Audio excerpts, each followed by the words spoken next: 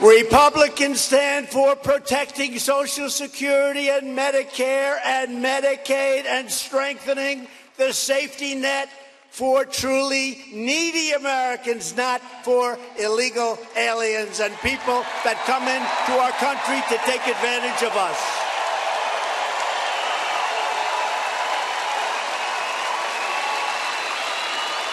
Democrats want to raise your taxes. We want to lower your taxes. By the way, that doesn't sound like a great campaign theme. We're going to raise your taxes. We're going to fire ICE. I don't think that works too well. They want to raise your taxes. We want to take away your regulations. They want to increase your regulations. They want to weaken our military. They don't want to give us, we're always fighting money. We want money for our military. They want money for things that you wouldn't believe.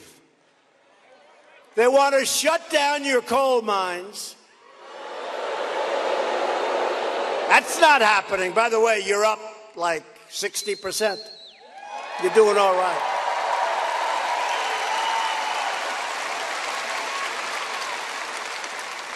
I've had such an incredible experience with the miners, and just a little while ago backstage there were 9 of the 9. Now these were tough guys. These are seriously tough cookies. In fact, I looked at them and I said I wouldn't want to fight these guys. But of the 9, 8 of them were crying, and I looked at the 9th crying out of happiness because they're back. I looked at the 9th guy. I said, "What's wrong with you? Why aren't you crying?" "Oh, I don't cry, sir." I said, "That's okay. That's okay." 8 out of 9 were crying with happiness.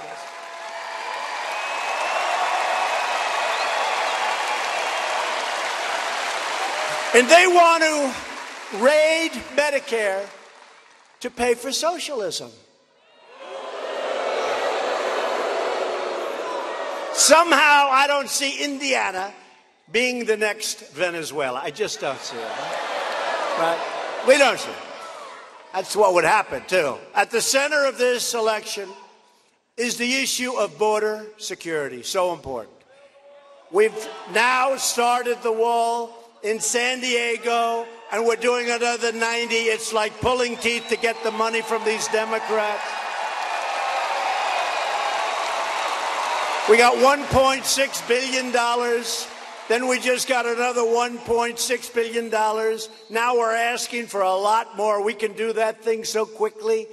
But they really want, I mean, honestly, they want, even though in 2006, almost all of them voted in favor of essentially a wall. Okay? Now they think it's politically expedient to anything Trump wants, please go against. Please. Because they are not liking my poll numbers even a little bit. And within the Republican Party, I have to say this because this is very cool. Within the Republican Party, the highest poll numbers, I think it's, well, they have 90, they have 92, and they have 93%. The highest poll numbers ever. Ever. Is that crazy? I actually asked them. I said, did they do polling when Honest Abe Lincoln was around? You know what? Nobody's been able to give me that answer, but I'm assuming they did, okay? So we can say we're beating Honest Abe. Democrats want to open borders, which really equals allowing into our country massive amounts of crime. Republicans want strong borders. We want no crime. We want great law enforcement. And by the way, we love our law enforcement.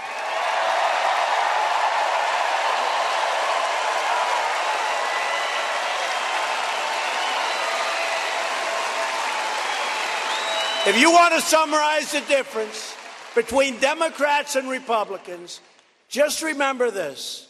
Democrats want to abolish ICE. Where did this come from? By the way, do you have any idea what ICE does?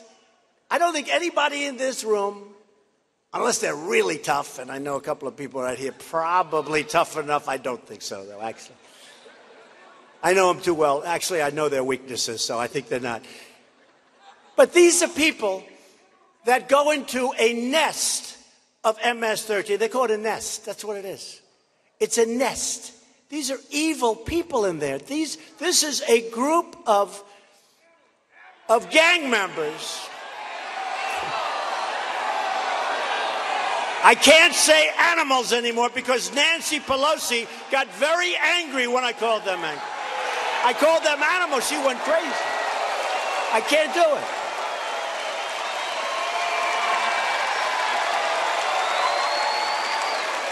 I can't call them animals, even though they have guns, but they don't like using guns because it's not painful enough.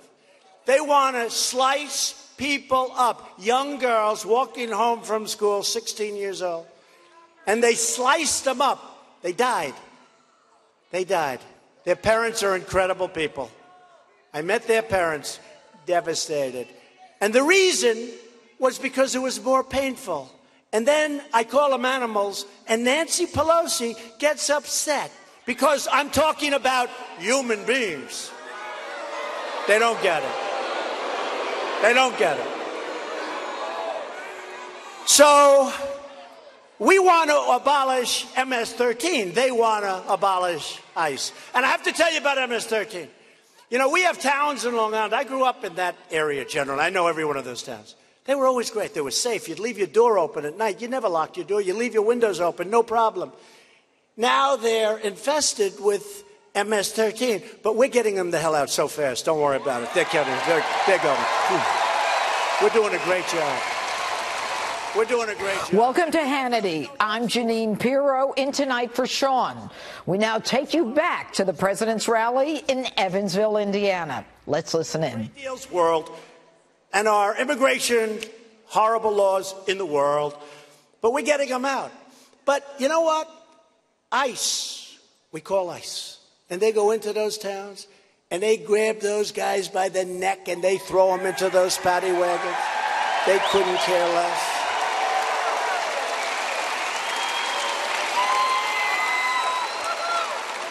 And you don't want to do it, and you don't want to do it. But we have some really bad people that were allowed into this country under President Obama and others, and we're getting them the hell out. And you know, these towns that I know so well, we get ICE out, and the people are standing at their windows cheering. They're like clapping for ICE. They're clapping because these are brave people. They're good people too, good heart. But they're tough. They're tough. They're strong and they're tough. And ICE is afraid of them. You know why? Because they're much tougher than ICE. And that's what happens to work. I hate to say it. So they get out. And you know the sad thing? It's sad, actually. It's like the towns are being liberated, like it's a war. And you're getting, finally, the enemy out of our country. The towns are being liberated from this scum. Amazing. Amazing. So the Democrats want to abolish ICE and the Republicans want to cherish ICE. And I can tell you that. And I think everybody in this room respects and really admires Border Patrol, ICE, all of our law enforcement, everybody. Not an easy job. Not an easy job. A vote for Democrats in November is a vote to erase our borders and leave innocent Americans at the mercy of hardened criminals. That's what will happen. We need strong law and order. A vote for Republicans is a vote to support the brave heroes of ICE, Border Patrol, law enforcement, and all of the other groups that work with us. Every day, ICE, which is being so badly treated. That's why I'll sometimes go more and more in favor of talking about ICE. Because what the Democrats are doing to the morale of these brave people is incredible. It's incredible. And you know what? If they didn't have them, they'd be calling up begging, saying, where is that? We need ICE. We need somebody to help. This election is about safety, and this election is about jobs.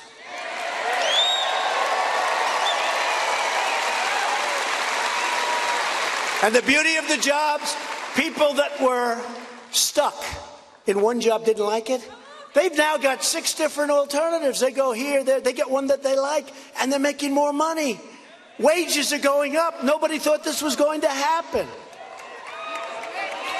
Excuse me, you ready? 3.8%. Isn't that nice? Nobody thought that was going to happen.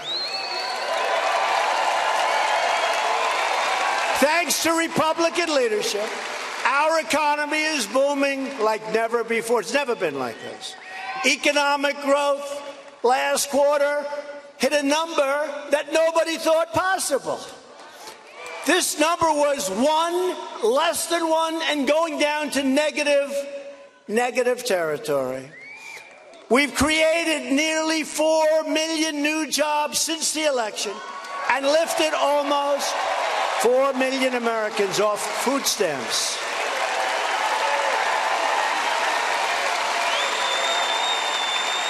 We've added almost 500,000 new manufacturing jobs since election. 500,000. And if I would have come here, and I did come to Indiana a lot, and you know who I brought with me? Who did I bring? The great Bobby Knight.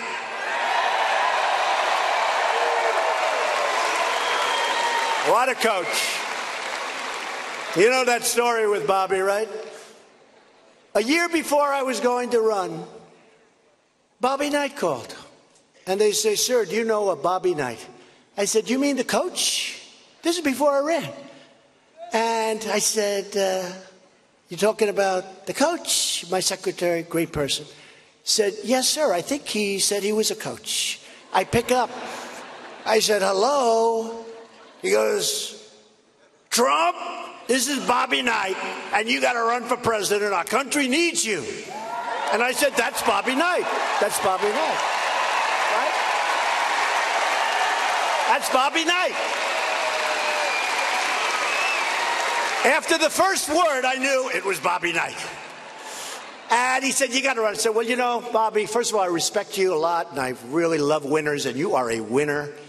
And the job you did, great guy. He's also a great guy, big heart. He doesn't want people to know that, but he's actually got a very big heart. He'd be devastated if I said that he has a big, but he does. He has a big heart. But I said, you know, Bobby, I haven't decided to run. But if I do, could you give me a number? I'll take it and I'll call you. So an amazing thing happened. So I write down his number. It was a cell. I wrote it down, and I have a stack of papers on my desk in New York. I've been there, and I haven't been to that office. Because I don't care about any of that stuff anymore. I only care about doing what's good for us. I couldn't care less. It's true. They won't tell you that, but it's true. So I take this number, and I put it on my desk, and I put it in the middle of a stack of papers. I just, you know, it's like sort of a file. Some of you people might have some. It's like a file of things you may need someday, but probably not. And then when you go through them about 3 years later, 95% of it you throw out, right? But I had 2 big stacks. You'll see pictures of me in the office. You'll see these massive stacks. I just have them. And now I say, I'm going to run. And we did great. We were on center stage of every single debate, right? Every single debate. Center stage means we were never in second place. And if we were, they would let you know about it tomorrow morning. We were never in second. I was center stage on every, well, however many debates. Anyway. I'm doing well. We won New York. We won this one. We won that one. We won New Hampshire. Wow, New Hampshire was so great. We won South Carolina. We won North Carolina. We won everything, right? And then they said, even though we were so far, in all fairness, I have to say this, we were really so far ahead that I think that even Indiana wasn't going to have too much of an effect. But I want to win Indiana. So a friend of mine, he's from Indiana, great guy. I said, how am I doing in Indiana? He says, great. I said, good. I said, what can I do to ensure it? Well, if you could get like Bobby Knight to endorse you, that would end Indiana. I said, you know, it's funny that you mentioned that, but he called me a year ago wanting me to run. He said the country needs it. And I said, and I put his number right here. I was at my desk. I put his number right here. And true. I bet you I have 2,000 pages of stuff, more. And I said, I put it right here. And I lifted up the stack, like in the middle. I lifted it up. And there's a little card that says Bobby Knight with a number. It was the weirdest thing. That's...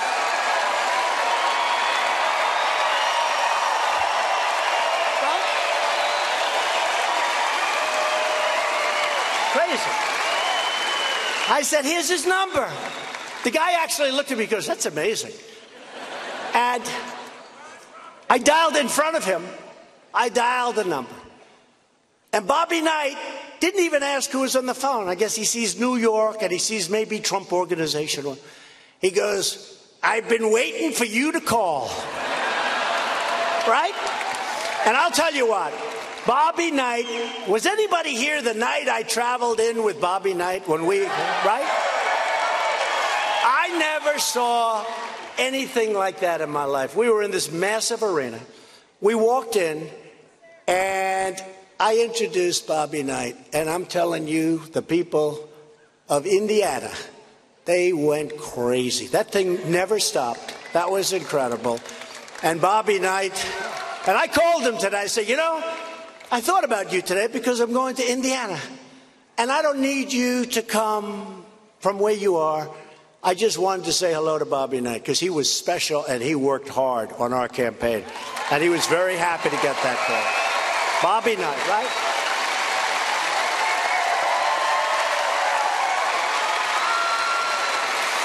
We love winners. We love winners.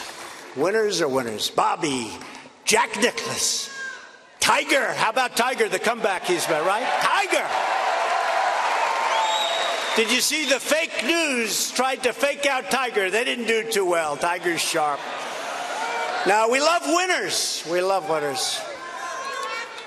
Our country's becoming a winner, and our country is respected again. You see that.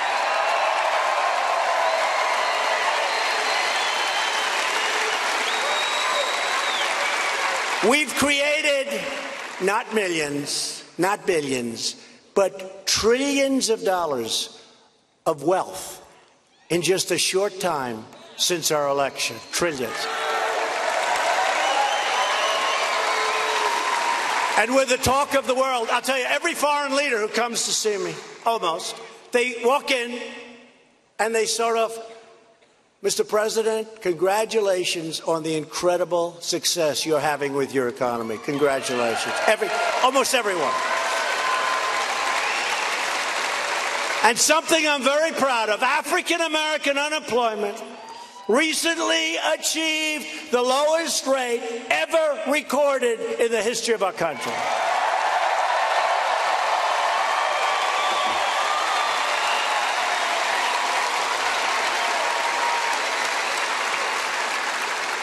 And we're fighting every day for African Americans, for more jobs, for higher wages, for safer communities, for great schools. And we want school choice. We got to have. We're fighting hard. It's going to make a big difference.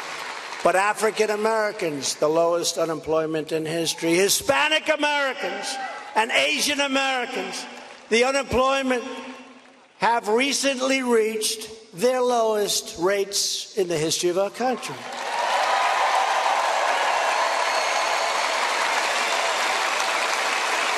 And I'd remember, and you remember, when I used to go, and I'd go to a big arena like this. Bigger.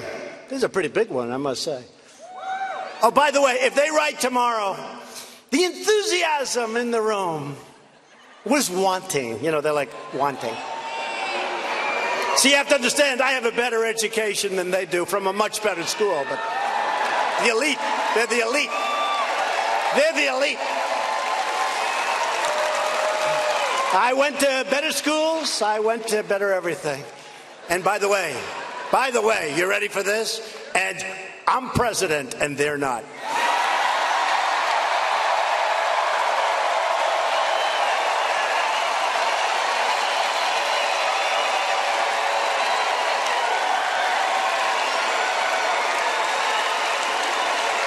But it's us. It's us. It's a movement. It's a movement like this country and probably the world, but like this country has never seen. That's a big statement. But I make that statement, I don't get corrected, and they would correct me in 2 seconds. I don't get. This is a movement like this country has never seen before. I'll give you an example. If crooked Hillary Clinton had won, and she came to Indiana to have a rally for the opponent, who is rated the worst in the Senate, of Mike Braun, if you had 500 people, seriously, if you had, they won't tell you this, but we have an election coming up. We don't have a presidential election coming up.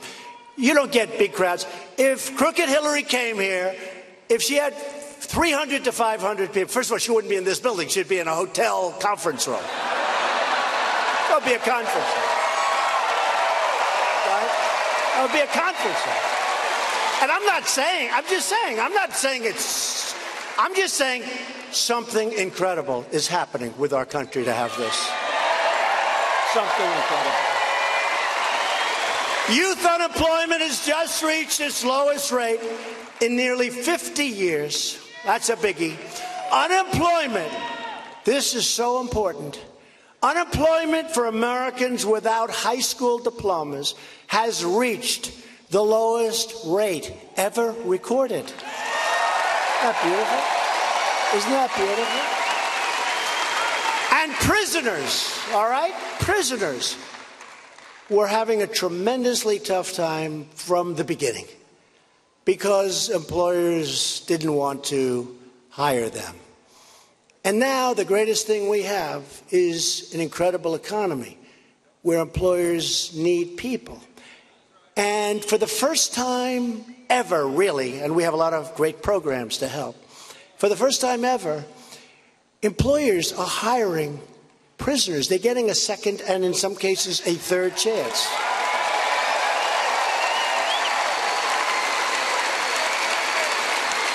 And I have a friend who hired prisoners. I said, whoa, that's great. And he said, you wouldn't believe how great they are. They're better than my other people.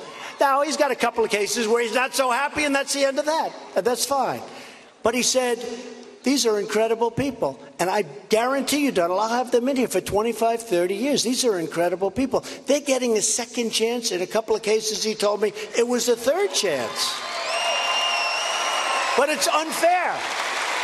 They get out of prison. They made a mistake. They get out of prison, and nobody hires them. And they end up going back. They can't live. They can't eat. They can't anything. Now they get that second chance. Can I tell you what? We're working hard on that in my administration, and that's one of the things we're really happy about.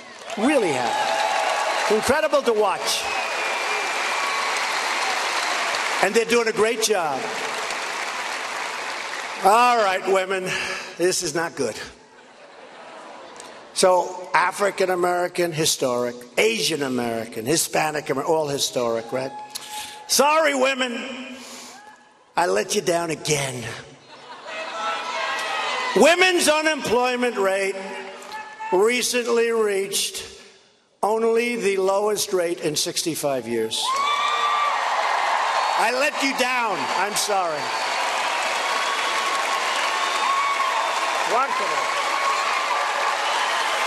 What can I do? But, you know, I predict 65 years for women. Most of the rest are historic. The women, I promise you, I better say I think, within 3 or 4 weeks, you'll also be at historic levels, I think. 65. We'll say 65 years is not good enough. A big one that just came out, consumer confidence in our country is at an 18-year high. Isn't that beautiful? Big thing. And a brand new poll just shows that 85% of blue-collar workers, I love blue-collar workers, I actually like them better than white-collar workers, but probably I won't say it too loud. I love our blue-collar workers, and so do our white-collar workers. But our blue-collar workers believe their lives are headed in the right direction, and the poll numbers are massive. We've increased exports of clean, beautiful coal, one of our great resources that they wanted to close up, by, listen to this, by 60% in just this little short period of time. 6-0.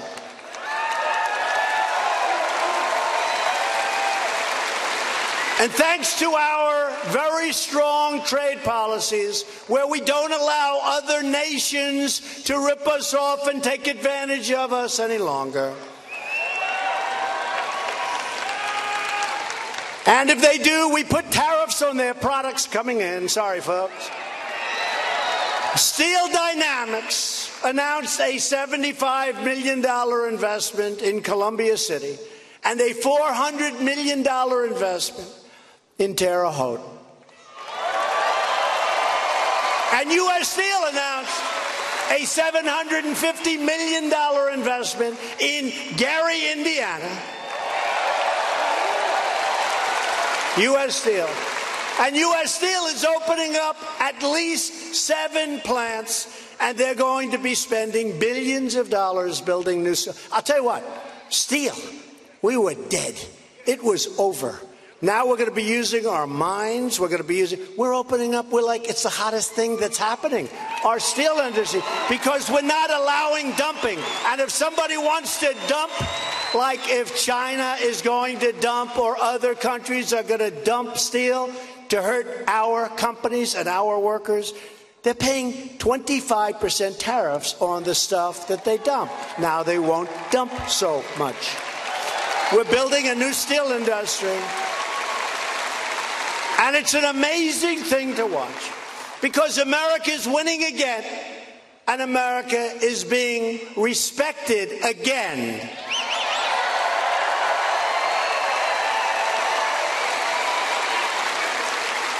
I'm proud to say that I was asked to help because they weren't getting any help. It wasn't going to happen with the previous administration.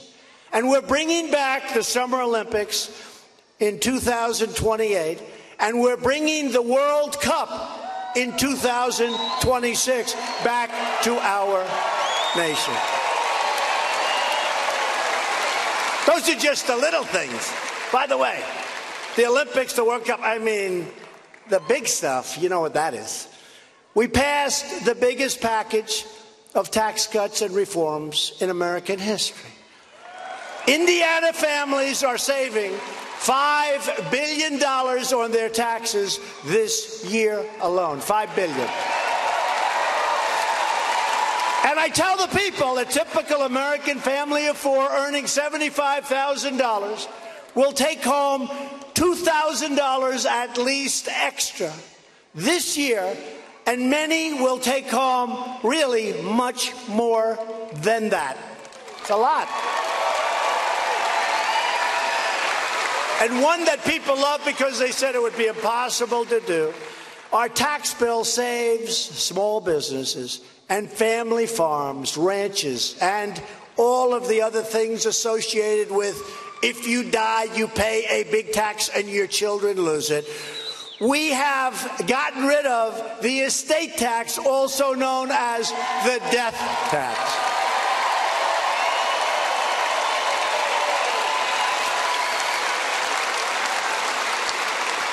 Very important for this area, we are canceling President Obama's illegal anti-coal, so-called Clean Power Plan.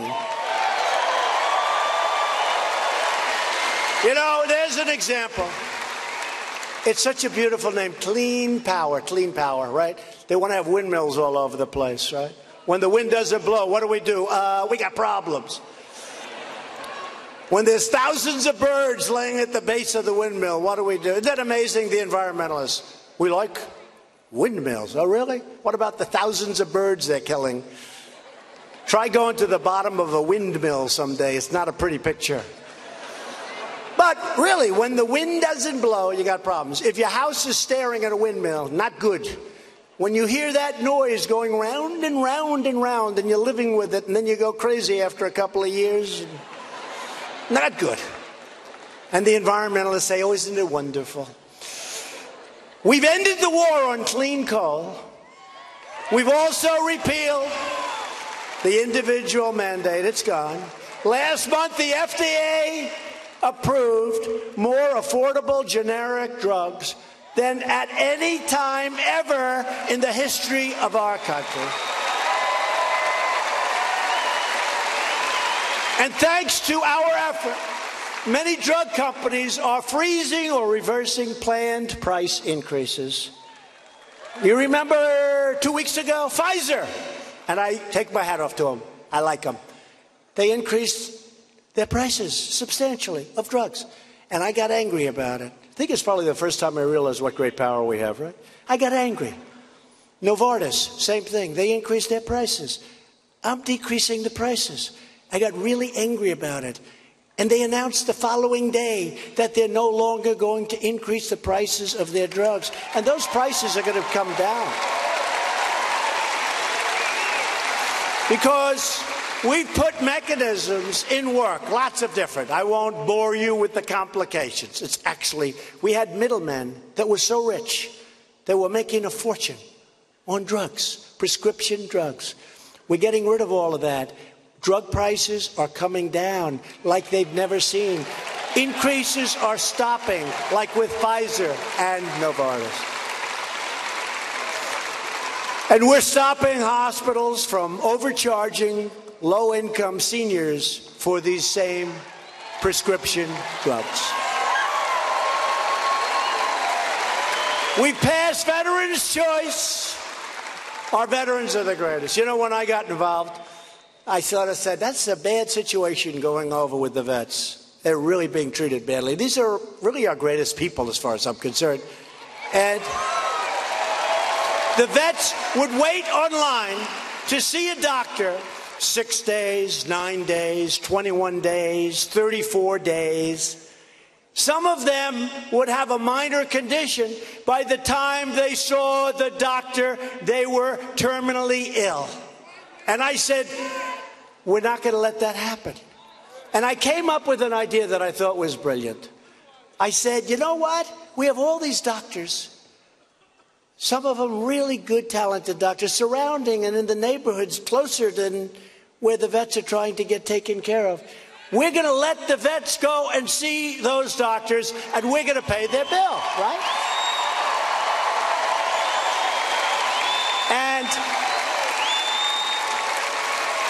And I said, this is so brilliant. And then I presented it to Congress, and the congressman, yes, sir, we've been trying to pass this for 45 years. So, because it's common sense when you think. The problem is they couldn't get it passed. We got it passed. It's called Veterans' Choice. The veterans have a choice. They can go here or they go out to see a doctor. We pay the bill. We also passed a landmark, and this was just as tough, believe it or not, VA accountability law, where people that work at the VA are now held accountable. So now if a government worker abuses one of our great veterans, we turn to them and we very toughly say, sorry, you're fired.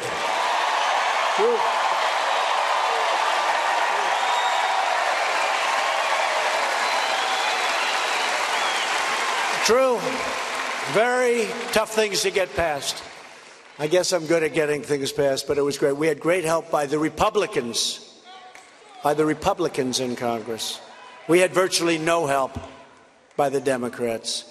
Very importantly, my administration is also standing up for the free speech rights of all Americans, free speech rights. Look at social media. It's a thing called free speech rights. You look at Google, Facebook, Twitter, and other social media giants, and I've made it clear that we as a country cannot tolerate political censorship, blacklisting, and rigged search results. And you know it can go the other way also. We will not let large corporations silence conservative voices. And it can go the other way too someday. It can play little tricks with them. We're not going to let them control what we can and cannot see, read, and learn from. We can't do that. America is a free country, and we are going to stay always a free country. We're defending American values, and we're also defending our great American interests all over the world. We've secured a record $700 billion for our military this year, and $716 billion, another record next year. We're rebuilding our military bigger and better and stronger than ever before. And at my direction, the Pentagon is working to create a sixth branch of the United States Armed Forces. It's called Space Force. So important. So important. I withdrew the United States from the horrible Iran nuclear deal. And if you look at what's happening to Iran, they are not too happy. You know, when I came into office, Iran was like this big power. And there was just a question of when are they going to take over the whole Middle East. They're going into Iraq, they're going into Syria, they're in Yemen. They were looking at the Mediterranean far away. They were going to take it all over. And I said, you know what I'm going to do? I'm going to terminate this stupid deal made by the previous administration.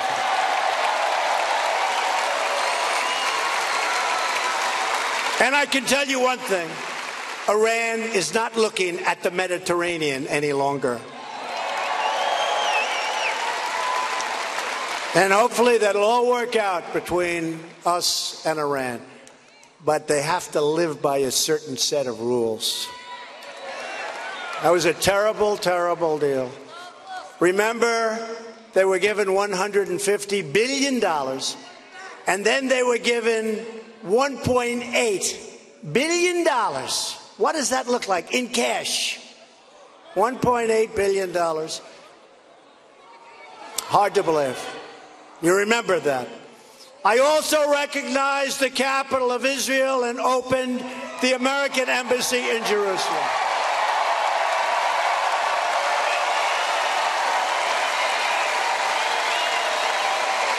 Because instead of apologizing for America, we are standing tall for America, the country that we love. We are standing up for the heroes who protect America. We are proudly standing up for our national anthem.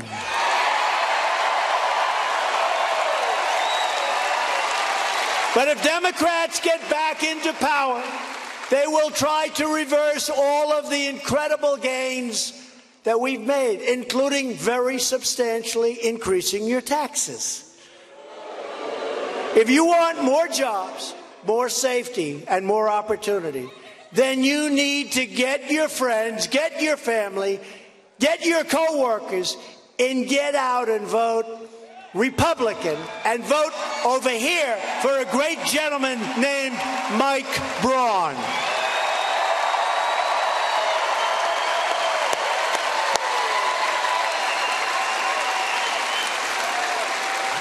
You got to vote for Mike Braun, local citizens.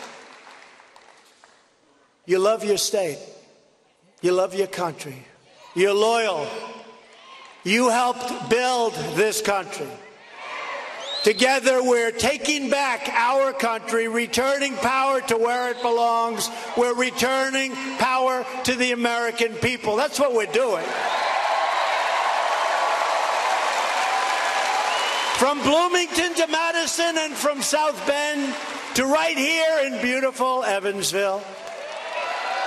This great state was built by patriots and pioneers, mechanics and ministers and farmers and factory workers, with American hands and American grit.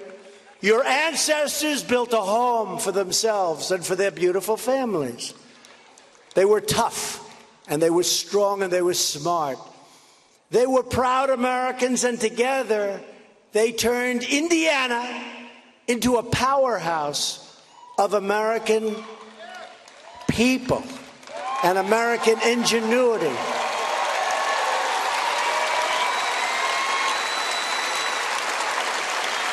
What they've done in this great place.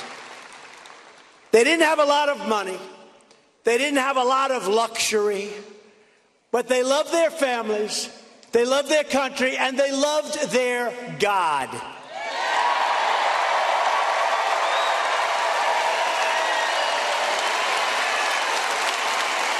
We stand on the shoulders of generations of American patriots who knew how to work, knew how to fight. Oh, do you know how to fight, fight, fight? And you knew how to win.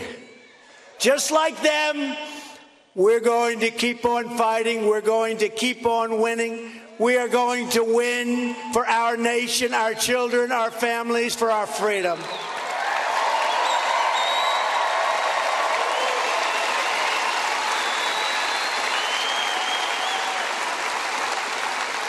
We will never give up. We will never give in. We will never back down. And we will fight on to victory. We will only have victory because we are Americans and our hearts bleed red, white, and blue.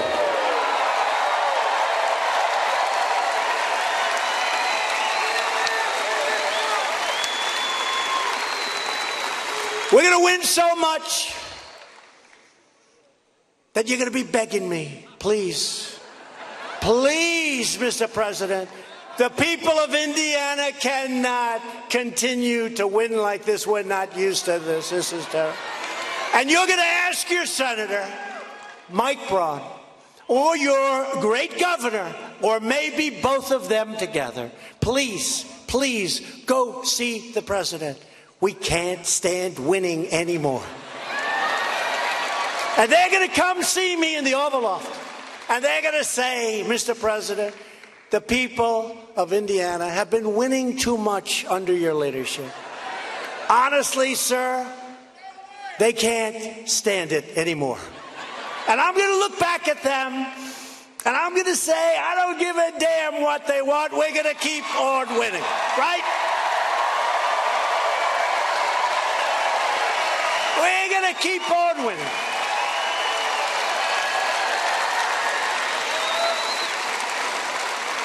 We're one people. We're one family. We're one glorious nation under God, and together we will make America wealthy again. We will make America strong again. We will make America safe again.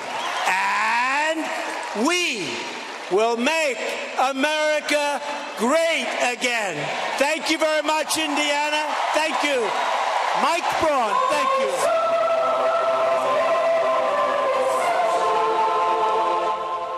President Trump just wrapped up a huge rally in Evansville, Indiana, where he was campaigning for Senate candidate Mike Braun. In a moment, we'll show you all the best moments from tonight's rally. But first, we have some very important breaking news to cover. Today, we learn that disgraced DOJ official Bruce Ohr gave lawmakers a list of half a dozen FBI and DOJ officials who knew about his Trump dossier ties. And breaking just moments ago, our own Catherine Herridge is reporting tonight that in 2016, Bruce Ohr kept Andrew Weissmann in the loop about the anti-Trump dossier. Of course, we now know that Weissmann is Robert Mueller's top deputy. Joining us now with more reaction is the author of the New York Times #1 bestseller, The Russia Hoax, the illicit scheme to clear Hillary Clinton and frame Donald Trump, and Fox News legal analyst Greg Jarrett and Fox News contributor Sarah Carter. All right, Greg, I'm going to start with you. This news that we hear tonight is that Bruce Ohr not only back-channeled with Christopher Steele, both before and after Steele was fired, but Bruce Ohr also kept people from the FBI and the DOJ in the loop as to what was going on with that dossier. How bad is this? This is a dramatic and stunning development that should effectively end Robert Mueller's special counsel investigation. And in fact, he should immediately fire Andrew Weissmann and terminate his special counsel probe. And here's the reason.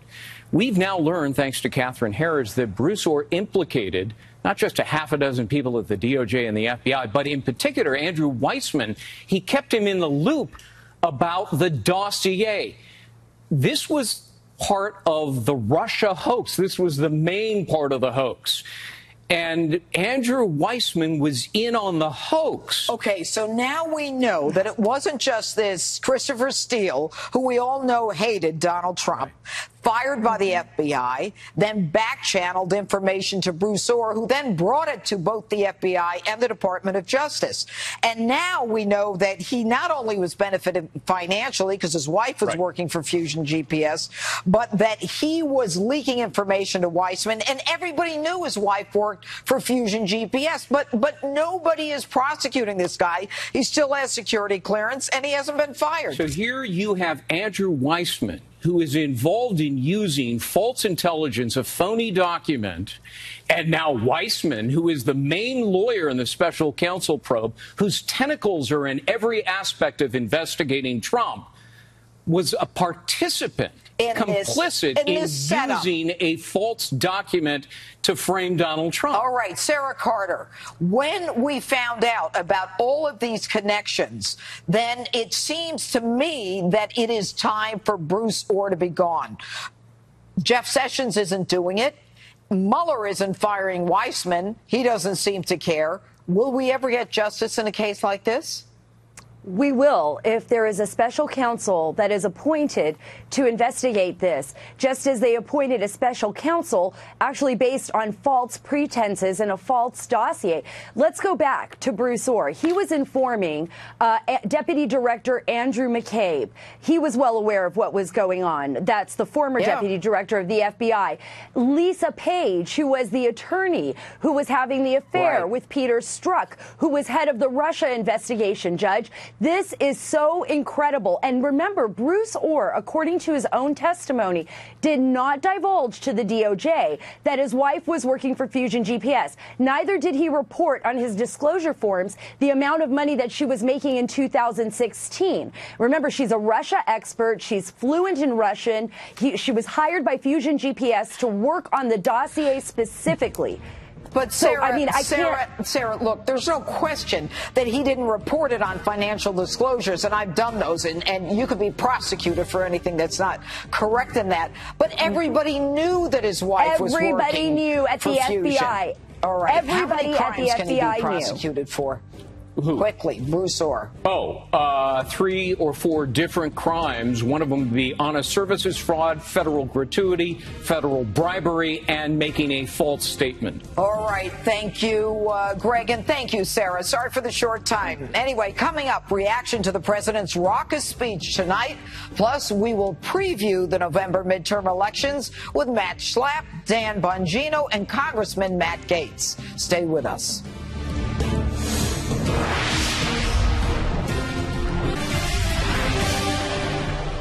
Welcome back to Hannity. With just 68 days to go until the midterm elections, President Trump is fighting hard for GOP candidates across the country. And tonight, he took on the Democratic Party in a big way. Take a look.